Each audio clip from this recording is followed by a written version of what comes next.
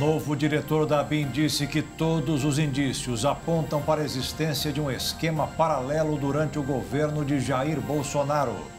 Em dia de balanço sobre a segurança pública, presidente Lula fala em jogar pesado contra o crime organizado. Governo voltou a adiar o programa Voa Brasil com passagens aéreas mais baratas. Petição para evitar o fim das compras de cartão de crédito parceladas sem juros já atingiu 1 milhão de assinaturas. Argentinos voltaram às ruas para protestar contra o início da votação do pacote econômico de Javier Milei. Organização Mundial da Saúde lançou o primeiro manual contra a dor nas costas. Estudo mostrou que vacina contra a dengue desenvolvida pelo Instituto Butantan tem quase 80% de eficácia. E o telescópio espacial James Webb divulgou imagens inéditas de 19 galáxias. Agora no Jornal das 22.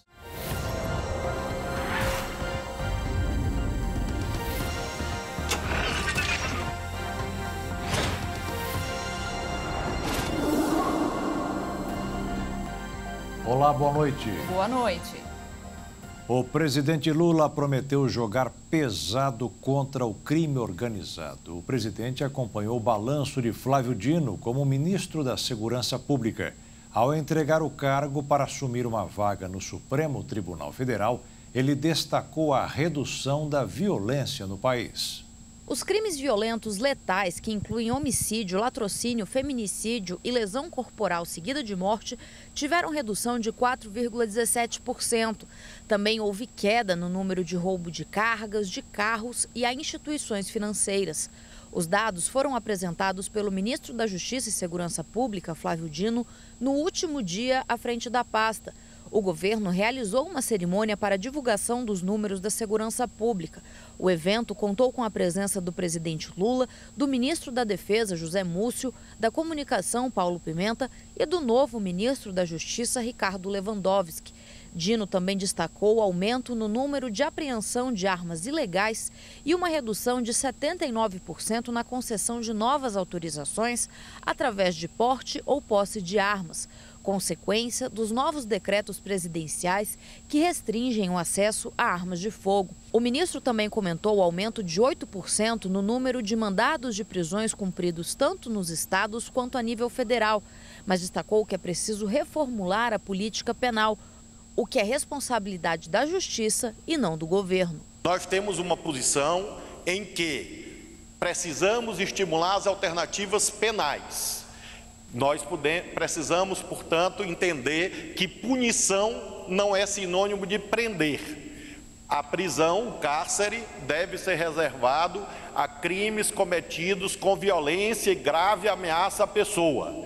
Mas esse não é um tema que o governo decida. Esse é um tema que depende da Lei de Execução Penal, que fará agora 40 anos, nesse ano de 2024, e, evidentemente, do Poder Judiciário. Eu estou vendo daqui o prédio do Supremo, quem sabe eu consiga lá ajudar na construção dessa política penitenciária mais eficiente. Não é leniente, não é negligente, é falsa a ideia que nós temos uma posição doutrinária que é fraca, que é tímida no combate ao crime organizado. Não, o que nós defendemos é o uso proporcional da força. O que nós defendemos é o uso moderado da força, em que crimes mais graves recebem uma resposta penal igualmente grave e crimes mais leves são respondidos por alternativas penais. O ministro também afirmou que deixará com o novo ministro da Justiça, Ricardo Lewandowski, algumas propostas que já foram discutidas junto à Casa Civil e destacou a inclusão de câmeras nas fardas dos policiais em todo o país. Para Flávio Dino, a captação de imagens durante o exercício do trabalho dos policiais é uma boa prática que já vem dando resultado nos estados onde é aplicada, através da redução da letalidade policial. As câmeras protegem os bons policiais, as câmeras ajudam a produzir boas provas para o julgamento dos juízes, Por isso, as câmeras trazem muitos dados positivos. Houve um processo participativo que começou há 8 meses atrás. Os estados foram ouvidos, houve audiência pública, houve consulta pública. O ministro Lewandowski vai encontrar no gabinete dele uma proposta de portaria já apreciada pela consultoria jurídica, tratando do assunto. É claro que caberá a ele, a equipe dele, avançar com isto. As câmeras são uma boa experiência, é claro que não me cabe mais opinar, porque para onde o presidente da República e o Senado me enviaram daqui a 20 dias, me cabe eventualmente julgar a política pública, mas doutrinariamente, olhando esses 13 meses, acho que é um caminho virtuoso. Ricardo Lewandowski, que acompanhou a apresentação desta quarta-feira, tomará posse como ministro da Justiça em uma cerimônia que está marcada para amanhã. No último ato, como titular da Justiça e Segurança Pública, Flávio Dino comentou a investigação realizada pela Polícia Federal sobre o aparelhamento da ABIN para monitoramentos ilegais durante a gestão de Alexandre Ramagem e afirmou que as recentes operações que tiveram como alvo pessoas ligadas ao ex-presidente da República, Jair Bolsonaro, não configuram perseguição, mas disse que alguns agentes públicos julgam estar acima da lei. Dino também foi categórico ao dizer que nunca interferiu ou recebeu qualquer pedido para interferir em investigações federais. A Polícia Federal não pode ser acusada porque ela não inventa investigação. As investigações nascem de indícios. Às vezes se perguntam, por que fazer busca e apreensão? Faz-se busca e apreensão porque há indícios. A busca e apreensão não é feita quando você tem a certeza do crime, porque se tivesse certeza não precisava da busca e apreensão. Busca e apreensão é lastreada em prova indiciária. E quem faz a busca e apreensão? Sou eu? É o doutor Andrei? Não. Quem determina a busca e apreensão é o Poder Judiciário. Então, óbvio, a não ser que queiram fazer debate político com o Supremo, com a Procuradoria-Geral da República. Muito bem, é democrático, cada um debata com quem quiser. Mas eu afirmo cabalmente que nesses 13 meses, o presidente da República não me pediu nada. Nada. Nem para investigar, nem para deixar de investigar. Nenhum ministro de Estado, nenhum, se dirigiu a mim para pedir qualquer coisa. Nunca houve interferência de autoridade de governo na autonomia técnica da Polícia Federal. O presidente Lula agradeceu o trabalho de Flávio Dino ao longo dos últimos 13 meses. Destacou a importância de investir em educação, inteligência e descapitalização do tráfico para reduzir a violência e combater o crime organizado. Como é que a gente vai jogar pesado para enfrentar a chamada indústria internacional do crime organizado? Essa tem avião, essa tem navio, essa tem barca, essa tem iate, essa tem indústria, ela tem tudo. Tem poder em muitas decisões, de muitas instâncias de governos, de partidos e de países, e essa é que nós temos que enfrentar. E aí tem uma coisa, é investir em muita inteligência, porque pegar essa gente é sempre mais complicado. De repente, o cara que vai investigar vai estar diante do chefe dele. E ele não sabe como se comportar. Então, meu caro Lewandowski, você recebe um ministério mais organizado nesses 13 meses do Flávio Dino, mas eu quero te confessar, você está pegando o meu agradecimento a ele, porque ele se aposentou.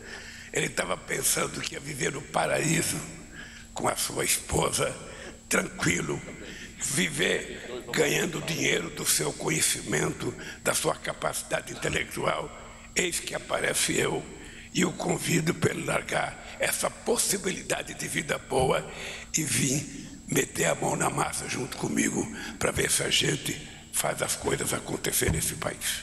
Muito obrigado, Flávio. Muito obrigado.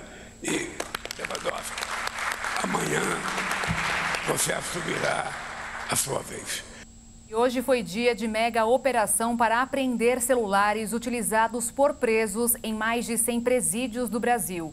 O objetivo é cortar a comunicação dos criminosos com o mundo externo. As buscas realizadas por policiais penais, federais e estaduais aconteceram em todos os estados, incluindo o Distrito Federal. Um dos focos é evitar que os integrantes de facções criminosas troquem informações com os detentos e com quem está livre, e também possíveis ataques e ações orquestradas. Segundo a Secretaria Nacional de Políticas Penais, os aparelhos celulares são as principais ferramentas para que os crimes continuem de pé, andando ao lado do avanço de violência nas ruas. Na busca pelos dispositivos, os policiais fizeram revistas em celas e pavilhões. Essa é a maior operação de combate à comunicação ilícita já feita em presídios. E as buscas ainda não acabaram. Pelo contrário, vão durar até essa próxima sexta-feira. Além de retirar aparelhos telefônicos de circulação, será feito um trabalho de fiscalização e controle nas unidades prisionais. Somente no ano passado, cerca de 40 mil celulares foram encontrados dentro de presídios. Esta foi a terceira fase da Operação MUT. Nas 2 fases anteriores, mais de 8 mil policiais penais participaram e fizeram a revista de outras 8 mil celas. Ao todo, mais de 2 mil celulares foram apreendidos. Os números dessa nova etapa ainda não foram divulgados, mas um balanço dessa terceira fase será publicado até o final de semana. E no Rio de Janeiro, quem mora no Complexo da Penha acordou nesta quarta-feira com o som de tiros no meio da rua. Era mais uma disputa de território entre os milicianos e os traficantes da região. O Batalhão de Operações Policiais Especiais da Polícia Militar do Rio iniciou uma ação nas favelas do Complexo da Penha, na zona norte da cidade. O objetivo era mirar em criminosos que tentam expandir o território para outras comunidades. Segundo dados do Serviço de Inteligência da PM, esses criminosos estariam interessados nos bairros Gardênia Azul, Muzema, Rio das Pedras e Morro do Banco, todos na zona oeste. Nas primeiras horas da manhã, os moradores relataram intensos tiroteios no Complexo da Penha. Um agente comunitário foi ferido sem gravidade e um suspeito morto em confronto. Criminosos atearam fogo nas barricadas em vielas das comunidades da Fé, Sereno e da Caixa d'Água para tentar conter o avanço dos blindados do BOP. Ainda segundo dados da corporação, o Comando Vermelho, que domina a região da Penha, busca expandir a área de atuação da facção e disputa com a milícia local da Zona Oeste. Essa guerra já dura pelo menos um ano. De acordo com dados do Instituto Fogo Cruzado, houve uma piora da violência armada na zona oeste do Rio no ano passado. A quantidade de mortos em tiroteios mais que dobrou. Foi registrado com um aumento de 104%. E houve também um crescimento de 53% no número de tiroteios na região. Todas as outras áreas da Grande Rio tiveram queda nesses indicadores. A Polícia Federal identificou que criminosos invadiram banco de dados de sistemas federais. Dessa forma, informações pessoais de milhares de pessoas estavam disponíveis para consulta indiscriminada. A ação foi deflagrada pela PF na manhã desta quarta. Com 10 mil assinantes e mais de 10 milhões de consultas mensais, um grupo de hackers, alvo da operação e fraude, disponibilizava dados de autoridades e personalidades da mídia. Entre os usuários foi possível identificar membros de facções criminosas e até mesmo integrantes da Força de Segurança. Aos policiais, os criminosos ofereciam o serviço de forma gratuita. No entanto, o servidor precisava enviar para a comprovação de identidade foto da carteira funcional. Dessa forma, os criminosos obtiveram cadastro como foto de milhares de servidores da segurança pública e também forneciam esses dados. Foram expedidos pela 12ª Vara Federal Criminal da Seção Judiciária do Distrito Federal 11 mandados de busca e apreensão que foram cumpridos em 5 estados diferentes da federação. Destes, 3 foram cumpridos em São Paulo, 1 em Pernambuco, 2 em Rondônia, 4 em Minas Gerais e 1 em Alagoas. Também foram cumpridos simultaneamente 7 mandados de medidas cautelares, diversas de prisão contra os investigados. A utilização e a comercialização de sistemas de pesquisa ilícitos fomenta a indústria de intrusão em bancos de dados, em especial de órgãos públicos, e incentivando a ação de grupos especializados neste tipo de crime. A pena para o crime de invasão de dispositivo informático, lavagem de bens ou valores e organização criminosa pode chegar a 23 anos de reclusão. E a seguir, novo diretor da ABIN disse que todos os indícios apontam para a existência de um esquema paralelo durante o governo Bolsonaro. E ainda, governo voltou a adiar o programa Voa Brasil com passagens aéreas mais baratas.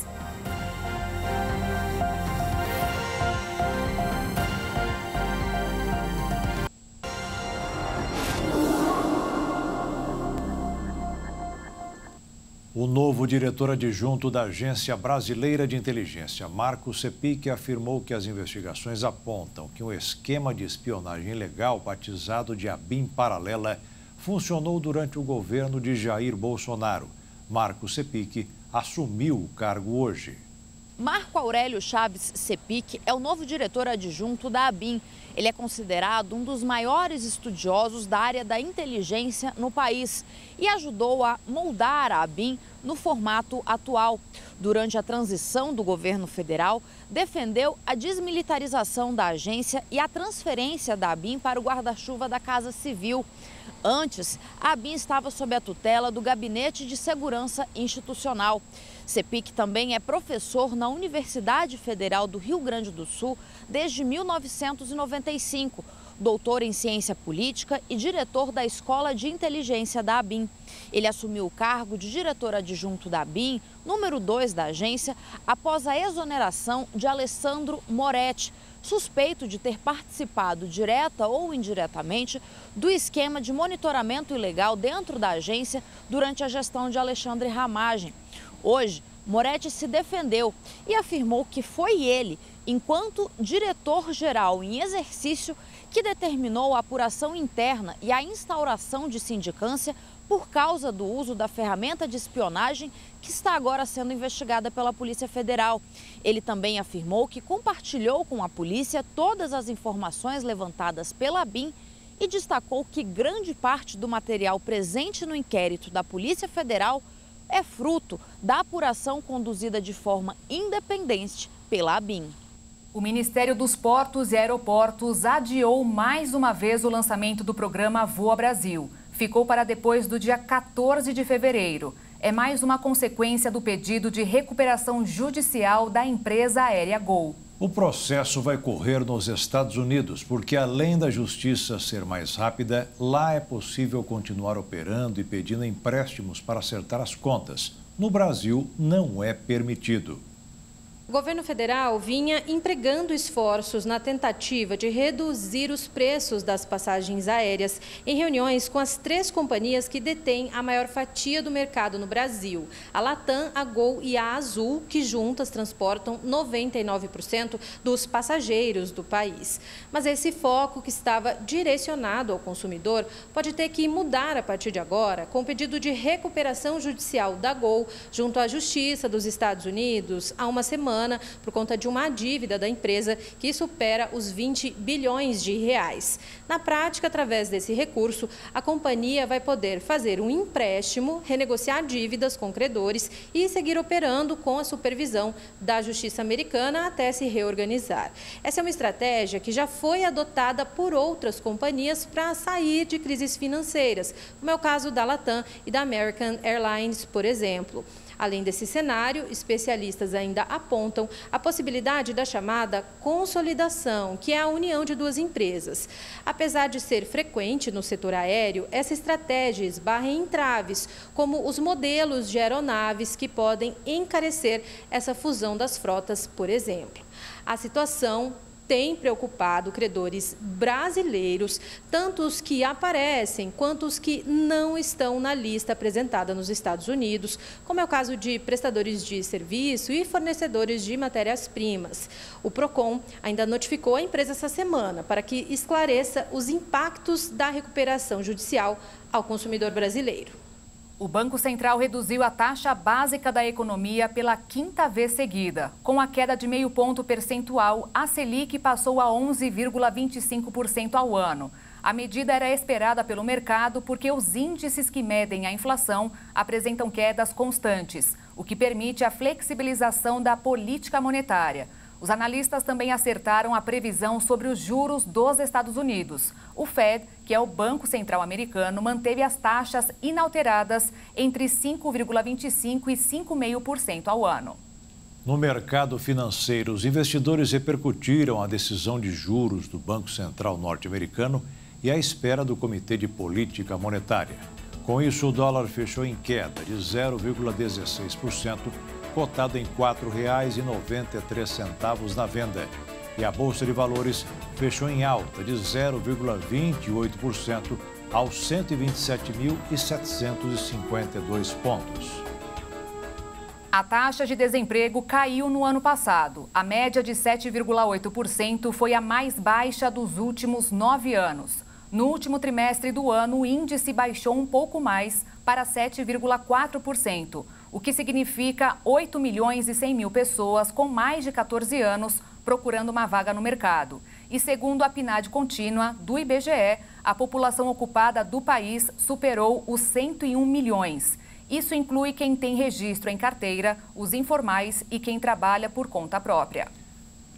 Um movimento chamado Parcelo Sim, formado por mais de 20 associações ligadas aos setores de comércio, empreendedorismo e defesa do consumidor, para defender o parcelamento sem juros do cartão de crédito, já conta com 1 milhão de assinaturas. As instituições financeiras alegam que a modalidade provoca inadimplência dos consumidores.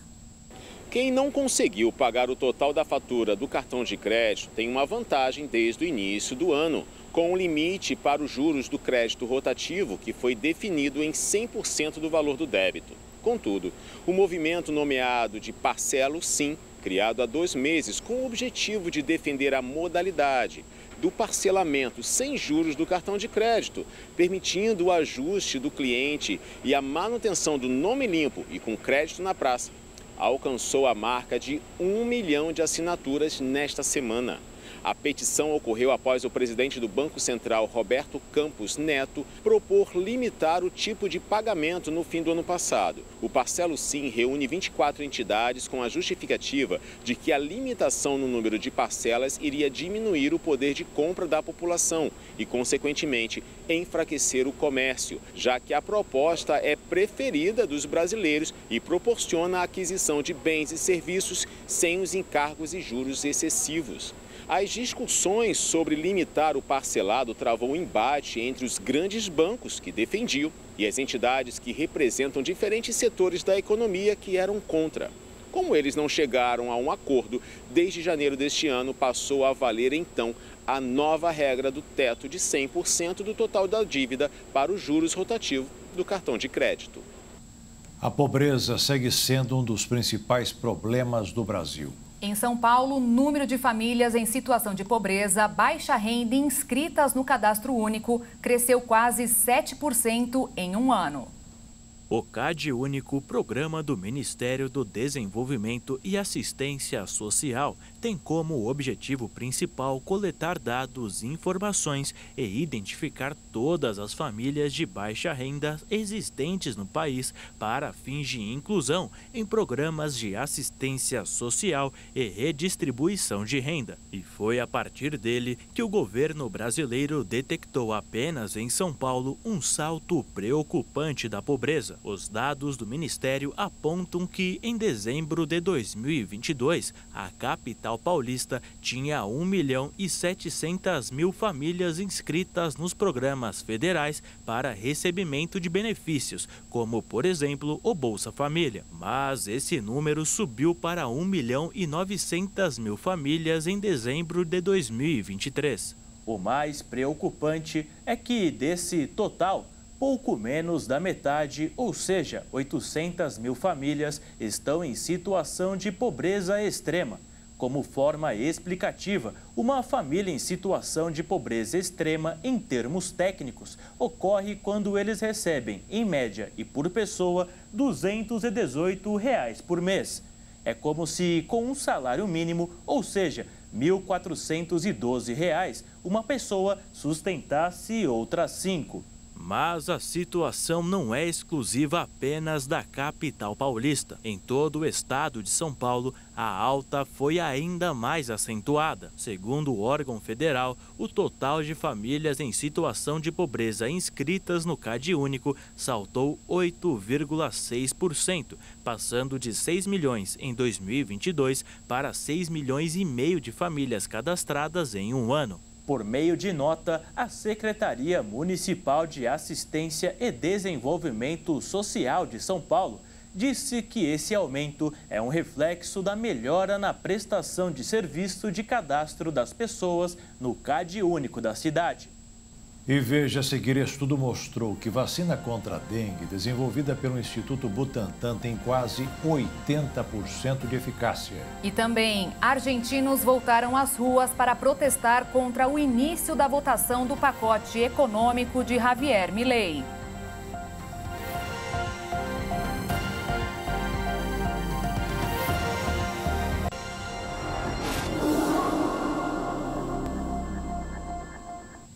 O cuidado com o meio ambiente é matéria comum em muitas escolas públicas ou particulares de todo o Brasil. Mas em algumas instituições do sul do Rio de Janeiro, as crianças deixam os livros nas salas de aula e vão a campo aprender na prática como preservar a natureza.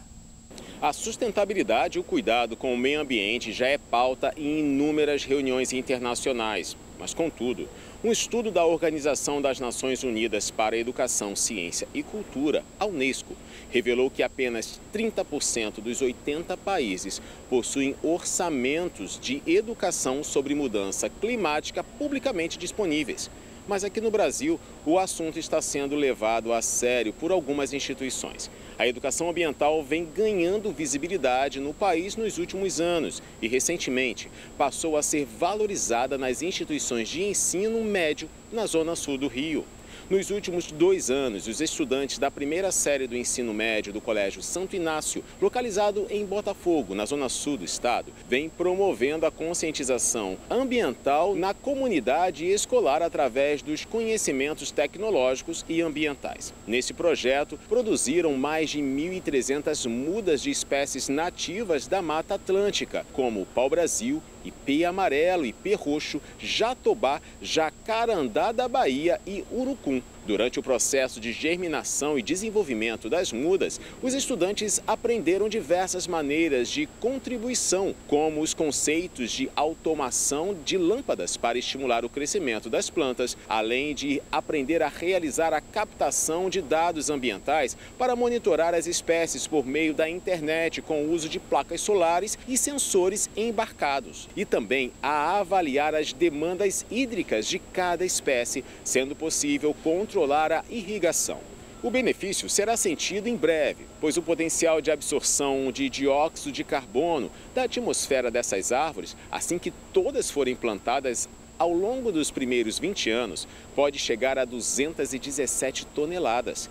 E a escolha das sementes a serem desenvolvidas para o plantio também foi feita de acordo com os animais mapeados na região, respeitando a riqueza e a biodiversidade local. Além do Santo Inácio, outras instituições também tomaram a iniciativa de incluir a conscientização ambiental no currículo escolar. A rede de ensino Pense, com o projeto Perfuturo Verde, convocou alunos e familiares a se empenharem em atividades como a Bike Friday, em que todos foram incentivados a usar bicicletas ou outros meios de transporte menos poluentes no deslocamento para a escola. Ao redor do mundo, o debate sobre educação ambiental nas escolas já se faz presente há anos.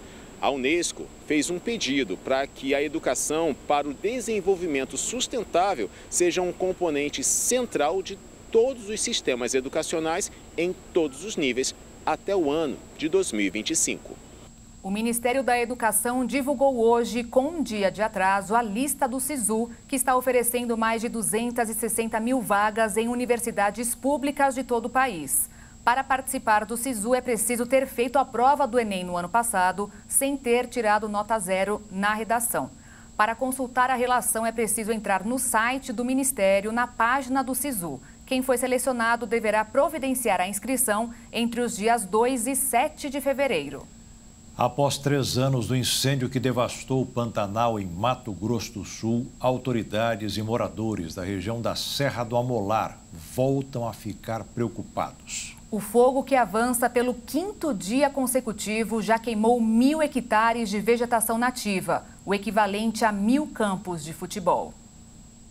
A queima do solo começou no sábado, dia 27, e se intensificou na segunda-feira. De acordo com o Instituto, um pequeno proprietário rural da região pode ter começado o fogo na tentativa de limpar a vegetação flutuante, que pode se aglomerar e impedir o curso da água ao longo do Rio Paraguai. De acordo com o presidente do Instituto Homem Pantaneiro, Ângelo Rabelo, o fogo subiu a serra e se espalhou sem controle. O combate ao incêndio é feito pela Brigada Alto Pantanal, mantida pelo Instituto Homem Pantaneiro, bombeiros do Mato Grosso do Sul, integrantes do Preve Fogo Ibama e da SOS Pantanal. A Polícia Militar Ambiental foi chamada para fiscalizar o começo do incêndio. Também foi pedido o apoio aéreo para auxiliar nos trabalhos.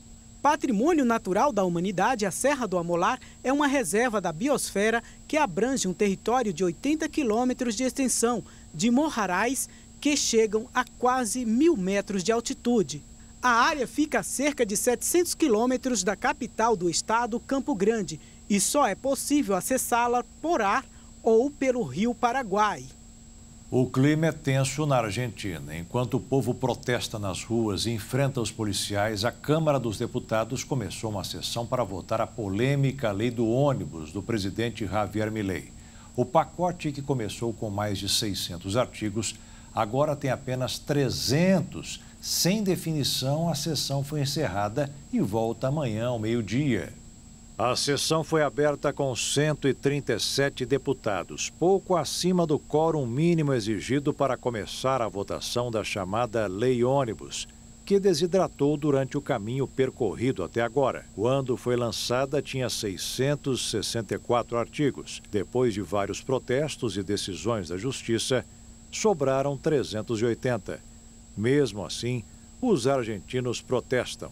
Os blocos da chamada oposição dialoguista confirmaram sua presença, mas somente o partido do ex-presidente conservador Maurício Macri garantiu que apoiará tudo no projeto de lei. Primeiro, o projeto será votado como um todo e, em seguida, pelo menos 170 artigos contestados pelos diferentes blocos de oposição durante as comissões plenárias serão tratados individualmente. O resultado final dependerá da votação artigo por artigo da lei, momento em que várias reformas-chave poderão ser rejeitadas, como os poderes discricionários reivindicados por Milei e a lista de empresas públicas que ele quer privatizar. O pacote também passará pelo Senado. Para garantir a aprovação da lei, o governo retirou um capítulo fiscal do projeto, com o qual buscava assegurar o déficit zero, como aqui no Brasil. Desde que assumiu a presidência há 50 dias, Javier Milei concentrou suas reformas na Lei Ônibus e em um mega decreto, com os quais pretende redefinir o sistema econômico e modificar centenas de normas e leis, visando reverter uma crise que mantém mais de 45% dos argentinos na pobreza, com uma inflação anual de 211% em 2023. Em meio a um alerta vermelho da meteorologia devido ao calor extremo, organizações sociais, sindicais, estudantis, grupos de bairros e partidos de esquerda protestaram desde o meio-dia contra a Lei Ônibus em frente ao Congresso. No fim da tarde, segundo o jornal local La Nación, a tensão começou a aumentar nas proximidades do Congresso, onde um grupo de manifestantes que estava na Plaza de los Congressos avançou pela Avenida Entre Rios, evitando o controle policial que os impedia de bloquear as ruas. A Rússia e a Ucrânia trocaram centenas de prisioneiros de guerra nesta quarta-feira. Esse novo acordo aconteceu uma semana após um avião militar russo cair com mais de 50 prisioneiros ucranianos.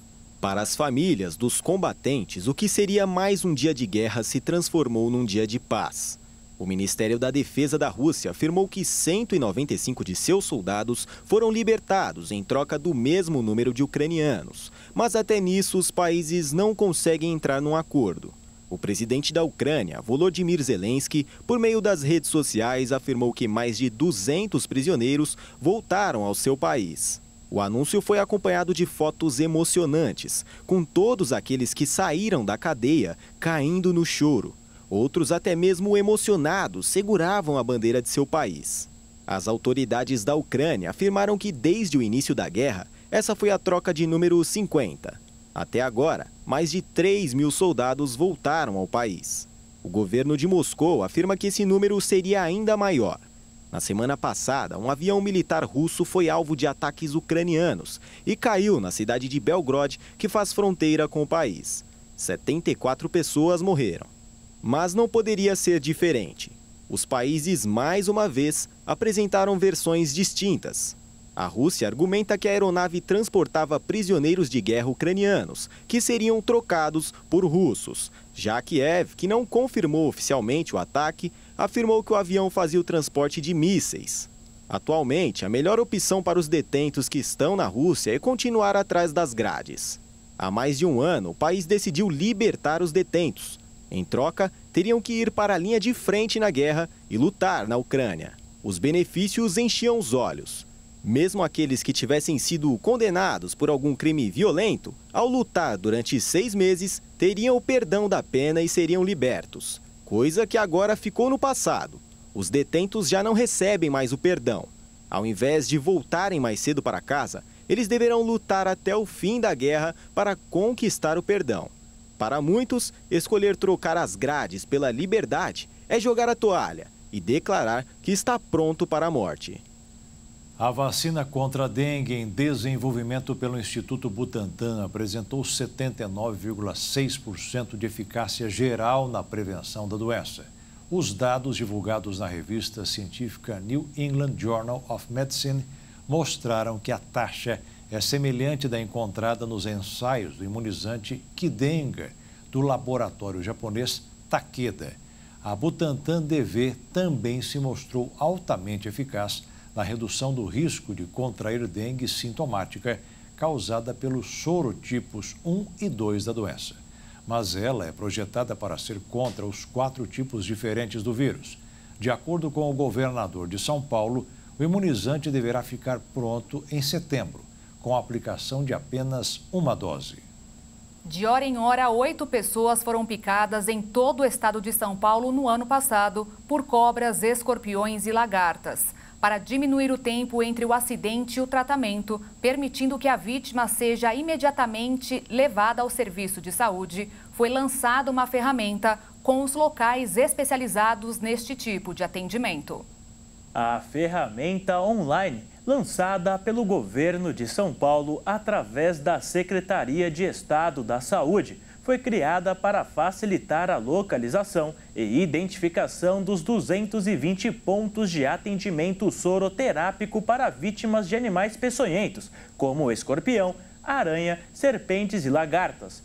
O mapa interativo, desenvolvido pelo Centro de Vigilância Epidemiológica do Estado, fornece as informações necessárias para as pessoas atacadas buscarem ajudas em serviços de emergências, sobretudo nos períodos de maior incidência, como dias quentes e chuvosos, época em que esse tipo de acidente mais acontece. Em 2023, o estado de São Paulo registrou 70.800 acidentes notificados com animais peçonhentos e 23 óbitos, sendo que 444 acidentes ocorreram na capital. De acordo com os dados oficiais, até o dia 16 de janeiro deste ano, foram registrados 472 casos, sendo 317 envolvendo escorpiões e os demais por animais como aranha marrom, aranha armadeira barateira e serpentes. Além de facilitar a localização dos pontos de distribuição de soro,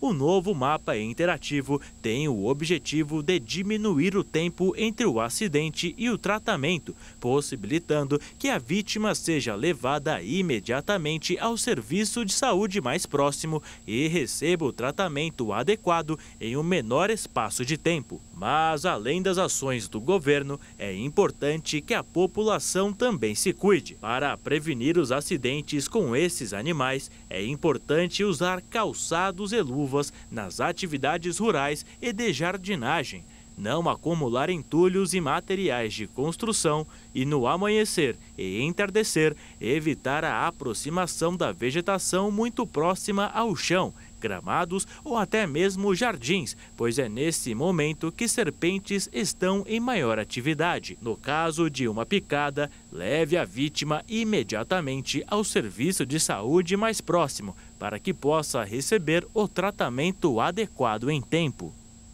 E veja ainda hoje, a Organização Mundial da Saúde lançou o primeiro manual contra a dor nas costas. E também, telescópio espacial James Webb divulgou imagens inéditas de 19 galáxias.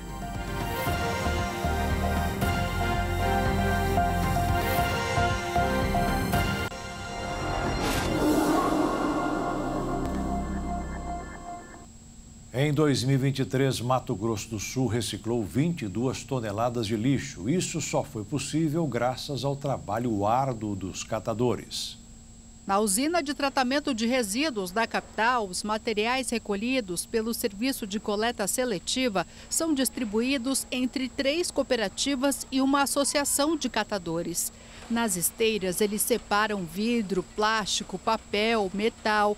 Cada material vai para um bag diferente. Depois, eles são prensados para serem comercializados. Nossa renda é só do enfardamento dos materiais, né?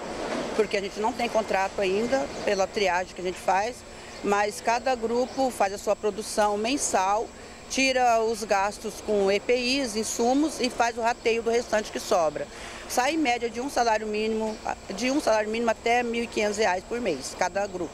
No total, 110 catadores tiram o sustento do material coletado pela concessionária responsável pelo manejo dos resíduos sólidos da capital.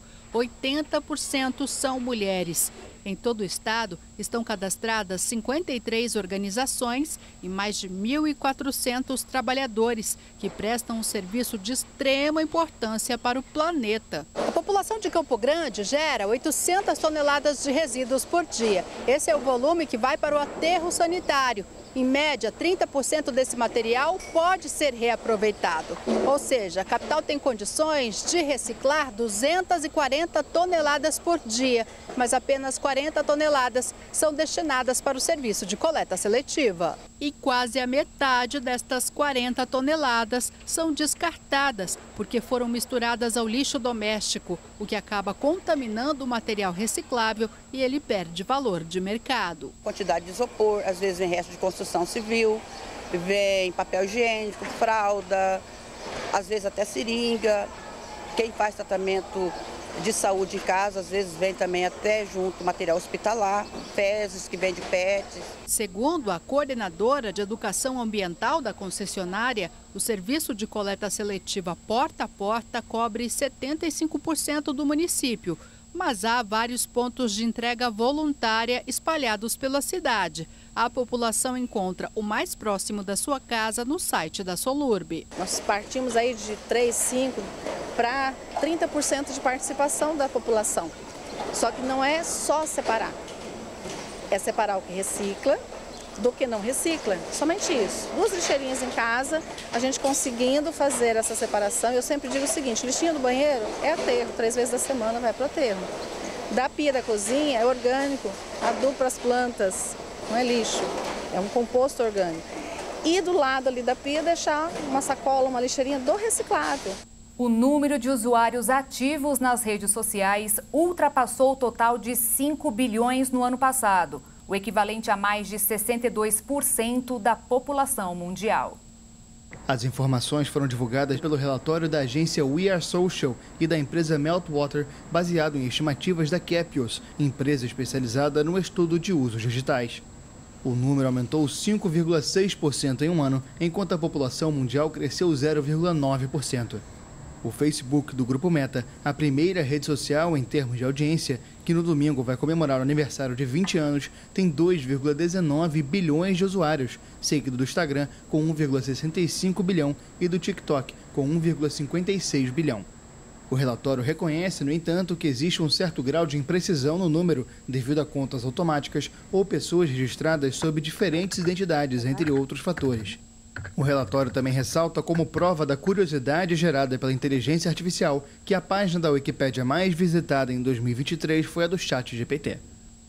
Um número pequeno de espécies de árvores representam metade de todas que estão espalhadas em grandes florestas tropicais do mundo. De todas que já foram descobertas, apenas 2% ocupam mais da metade de todo o território.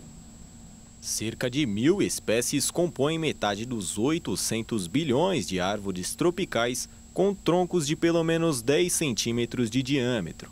Os dados publicados pela revista Nature também mostrou um número alto de espécies raras. São quase 40 mil árvores consideradas incomuns. Isso corresponde a 10% do total existente nas grandes florestas tropicais. Outro ponto que chama a atenção é a semelhança de padrões entre regiões distantes e independentes. As florestas tropicais são associadas a uma enorme biodiversidade, não só de fauna, mas também da flora. O estudo então levou em conta todas as espécies com troncos de pelo menos 10 centímetros de diâmetro nas florestas da Amazônia, África e no Sudeste Asiático. São mais de 1 milhão de tipos diferentes. Por isso, só levaram em conta aquelas chamadas de hiperdominantes, ou seja, que se destacaram por sua enorme quantidade em cada um dos lugares. O resultado foi impressionante. Em relação a todas as áreas tropicais do mundo, essa hiperdominância ficaria em cerca de 2%, ou seja, cerca de 1.000 tipos diferentes de árvores dominam as florestas de todos os cantos do mundo. O empresário Luciano Heng, dono das lojas Avan, foi condenado a pagar multa de 85 milhões de reais por assédio eleitoral. O juiz Carlos Alberto Pereira Castro, da 7ª Vara do Trabalho de Florianópolis, em Santa Catarina, acatou a ação pública do Ministério Público, segundo a qual, durante as eleições de 2018, Luciano Avan teria ameaçado demitir funcionários e fechar lojas de Fernando Haddad, fechar as lojas se Fernando Haddad fosse eleito presidente. Eles teriam que votar em Jair Bolsonaro. Cabe recurso. A Organização Mundial da Saúde fez um alerta para a escassez e também para o aumento da falsificação de remédios, situações que podem gerar um agravamento de várias doenças. Pois é, a Organização Mundial da Saúde fez um alerta para a escassez de medicamentos como um problema global, sobretudo em países de baixa e média renda. Segundo a entidade, desde setembro de 2021, o número de insumos em falta para o desenvolvimento de remédios em 2 ou mais países cresceu 101%. Registrada em 2023, a escassez global comunicada pela OMS acende um alerta para produtos indicados para o tratamento de diabetes tipo 2. Além disso, os casos de falsificações têm aumentado, o que pode gerar graves riscos à saúde dos pacientes. Este mês, a Agência Nacional de Vigilância Sanitária identificou um lote irregular do Ozempic, caneta de aplicação na pele para controle do apetite, aqui no Brasil. Diante disso, a entidade ainda aconselhou aos pacientes a sempre comprar remédios através de fornecedores autorizados e regulamentados. Diante de uma escassez de medicamentos por conta dessa falta de insumos para a preparação e produção dos remédios, ainda existe a falsificação, mais um espaço de atuação de criminosos. É lamentável, não? Vamos voltar para São Paulo? A dor nas costas afeta quase todas as pessoas do mundo. Por isso, a Organização Mundial da Saúde fez um manual sobre como lidar com esse problema. Uma dor silenciosa que até parece inofensiva, mas que afeta o dia a dia de milhares de pessoas. A OMS até mesmo apontou a dor nas costas, principalmente na região lombar, como a maior causa de incapacidade no planeta. Por conta dessa sensação, atividades rotineiras como trabalho ou lazer acabam sendo deixadas de lado. Só em 2020, a cada 13 pessoas, uma vivenciou esse problema. Isso quer dizer que mais de 600 milhões de pessoas em todo o mundo já sofreram com a dor, um aumento de 60% quando comparado aos anos 90. E segundo a OMS, esse número continuará subindo, chegando perto da casa de 1 bilhão de pessoas em menos de 30 anos. Os impactos e custos para tratar desse problema são muitos. Por conta disso, a organização lançou uma lista de orientações para serem colocadas em prática na hora de lidar com tudo isso. Entre as recomendações está uma mistura envolvendo cuidados gerais. Um daqueles que todos conhecem também é um dos mais importantes: praticar exercícios. Mas para tratar do problema também vale diversos tipos de massagens, acupuntura,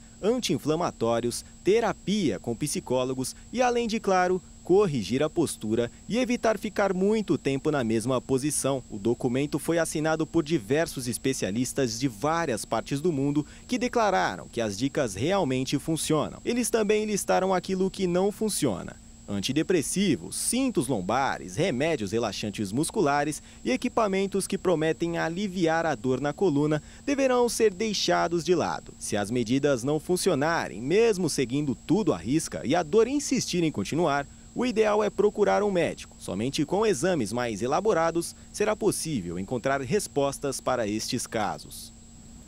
A NASA divulgou 19 imagens exclusivas do espaço, que foram registradas pelo telescópio James Webb.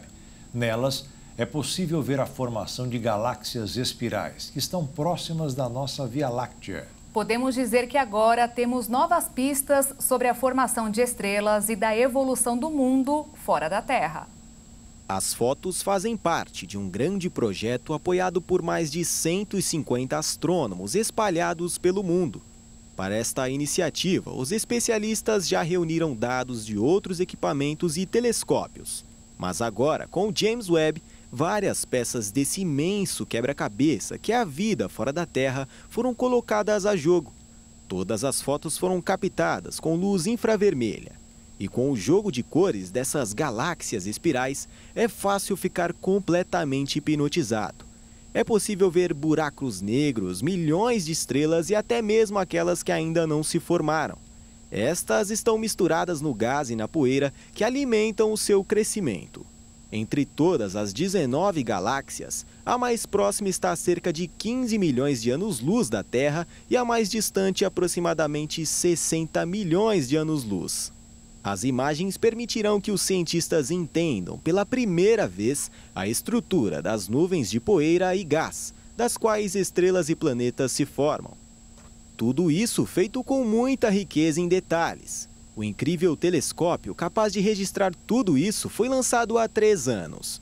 Desde lá, ele vem mudando a forma de como enxergar o universo através de fotografias incríveis. No ano passado, ele capturou o nascimento e a morte de estrelas em um sistema solar completamente diferente do nosso.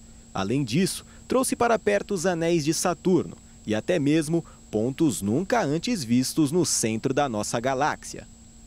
E o Jornal das 22 termina aqui. Obrigada pela sua companhia, um ótimo fim de noite para você e até amanhã. Boa noite, fique na paz.